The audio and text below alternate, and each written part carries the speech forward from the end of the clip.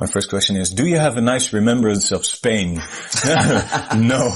Okay, let's start. No, actually, I do. I must say, I enjoyed Spain a lot. It's just they're crazy over there. Absolutely crazy. The security people are crazier than the kids. I mean, they do things in a lot of style and too many people, and they all get paranoid for no reason. And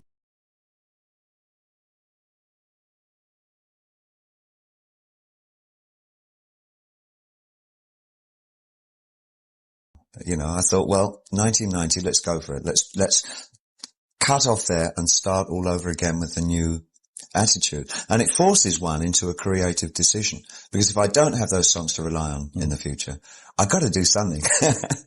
So I'm really sort of, I like being in that kind of position where I put my back against the wall and go for it, you know.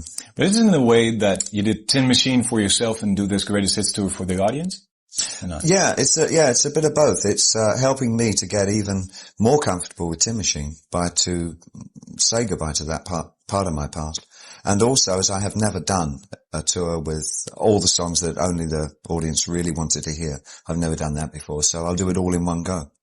It's really unique. I heard this afternoon for the first time that you were going to do it with a phone. Yeah, I know. Well, it's 1990. I mean, what songs do you think people would really want to hear? And they said, well, ask them. And I said, yeah, I'll ask them. And they said, easy, set up a phone line, have them phone in and say what their favourite songs are. I said, yeah, that's a great idea. So if I can guess about 10. But after that, I really don't know. You know, I mean, you just don't know what kind of songs they want. So it'd be kind of interesting. Yeah. What kind of tour will it be, by the way? Will it be like a theatrical event? Because it's me, there will be some theatre attached to it, but not so outrageously theatrical as Glass Spider. I do have a soft spot for that tour. Seeing me doing a show without some kind of theatrics, I think, is unknown. I mean, I'm going to be doing something theatrical with interactive video. That's really quite exciting because I don't think the usage of video in rock concerts has been terribly inventive. And I think that could be something really quite interesting for rock. Could be a new kind of expansion. Could you tell us a bit about that? No. Why not? Because it's all brand new. We're using a lot of state-of-the-art type of stuff. You know? So we'll see you jumping out of TV sets or something. Yeah, sure, yeah. TVC 15, yeah. I heard somebody say, well, I hope he's going to wear all his old costumes. No chance. Why not? I mean, a bit of Ziggy Stardust would be nice. Yes, I suppose. It would be nice for you. It's not nice for me. And I'm playing guitar. And saxophone, yeah. I'm playing saxophone. Now, you certainly did have a lot of different styles. Isn't it hard to go out and explain it all the time to the present people why you're doing this and why you're doing that? Yeah, I try and explain as little as possible because,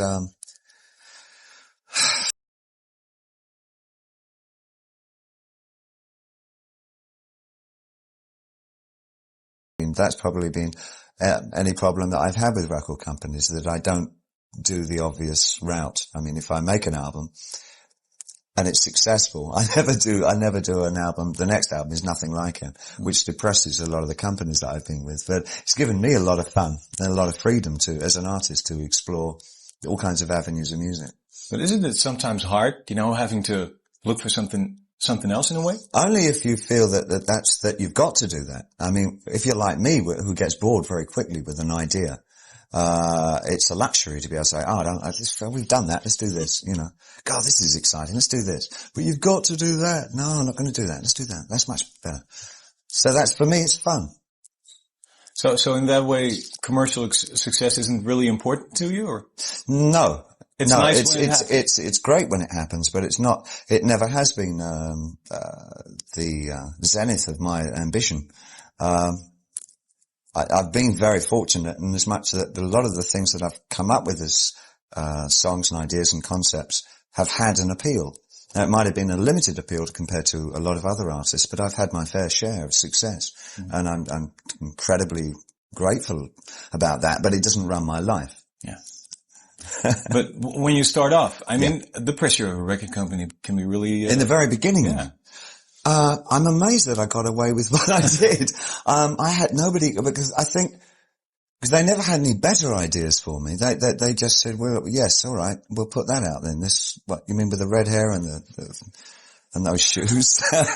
You want to go with those shoes? You really want to go with the shoes, David? Yeah, I want to go with the shoes. And when they heard, things like Low and Heroes, I mean, I got such depressing, well, they weren't faxes in those days. They were, what was telexes. What was before faxes, son? Yeah, telexes. Pigeons. Yeah. In those days, pigeons. They sent a pigeon, with a note round its leg that said, please go back into Sigma and get funky again and do that kind. I mean, they literally sent me a telex asking me to go back to Philadelphia and record there. We can't stand your new music. What are you trying to do? You know, I said, I'm trying to have fun and keep active and be inventive and have, you know, just explore music. I don't want to do another Young Americans. I did it already. You know, I did it. What's this laughing gnome following you around all the time? Because it keeps on coming up everywhere. Well, everybody's got one. Yeah, I think so. And that's mine. Well, you can't escape it. You better play it. All right.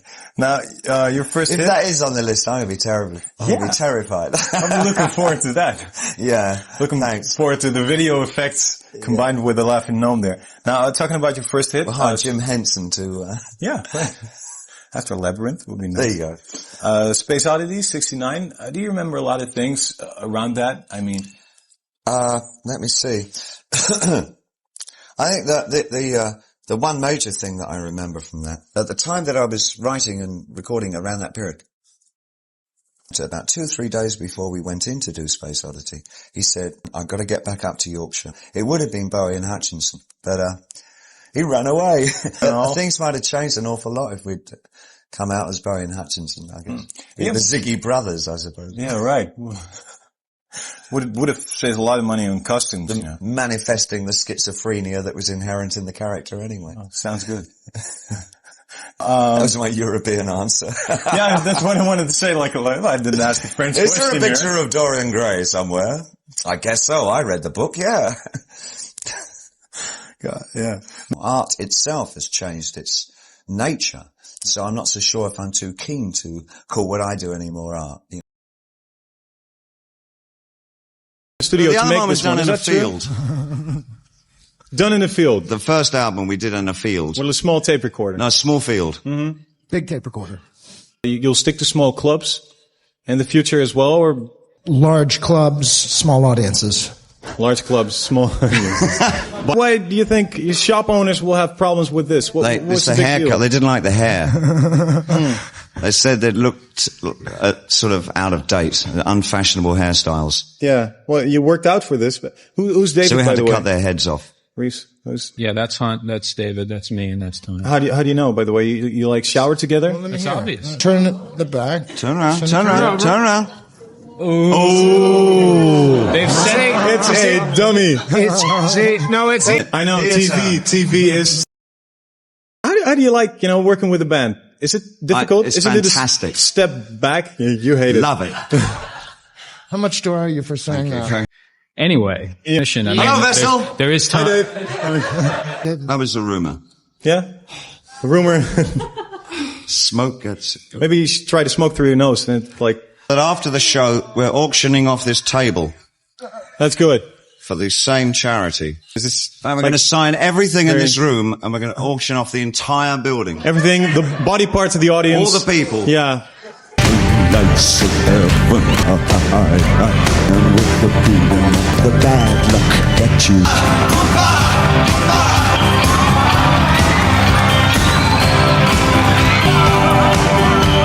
in your walk on. You belong in rock and roll. Go fly, hurrah! And you belong in rock and roll. Hey,